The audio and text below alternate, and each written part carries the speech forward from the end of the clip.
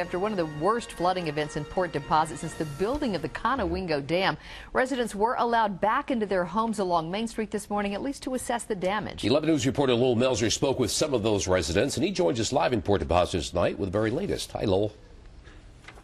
Hey there, Stan. Yeah, it's an interesting situation here in Port Deposit this evening. What a difference a couple of days make. As you can see behind me here, Main Street, the northern section of town, remains closed to through traffic, but residents have been allowed in all day since around 8:30 this morning. We've seen some of the damage ourselves, from flooded out basements to flooded out first floors, and really no matter how you look at this, there's still a lot of sadness here in Port Deposit tonight. It was around 8:30 Monday morning when residents who live along Main Street in Port Deposit were finally allowed back into their homes. It's devastating.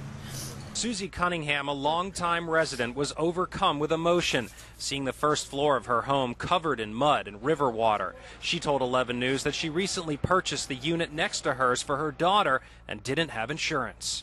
We had flood, but I own that side too, and I don't have nothing on it. I couldn't afford it all. A few houses down, Donnie Kegley was taking a break, his home facing the same damage. We got a lot of mud and stuff in the backyard and up the alleyway. The floors was muddy and buckled a couple spots. Just more or less mud all up the walls and stuff. And Shelby Lessert, who manages a veterans home, lost everything in her basement, but she considers herself lucky, as she thought things would actually be much worse.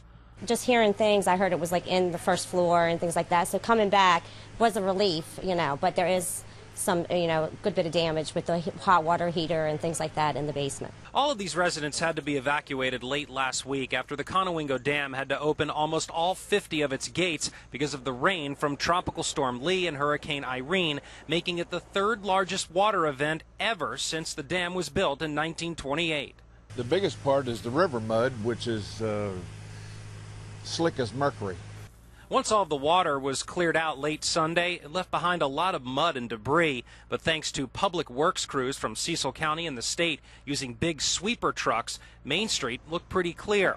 At this point, city officials are doing all they can to help the residents of Port Deposit and are hoping federal officials will take notice and bring additional help. It would be helpful to get this area declared a federal disaster. That way we can get FEMA money in here and help some of these people, because there's a lot of people that are going to be hurting very badly, and they could use some help and assistance from the government with some situation like this.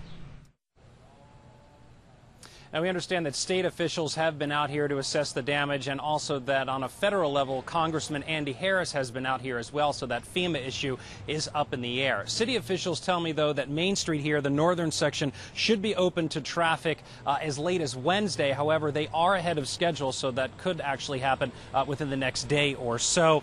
Now, coming up at 6 o'clock, the mayor of Port Deposit is under fire because apparently he decided to go to the Ravens game yesterday instead of sticking around here in town. Some residents upset about that.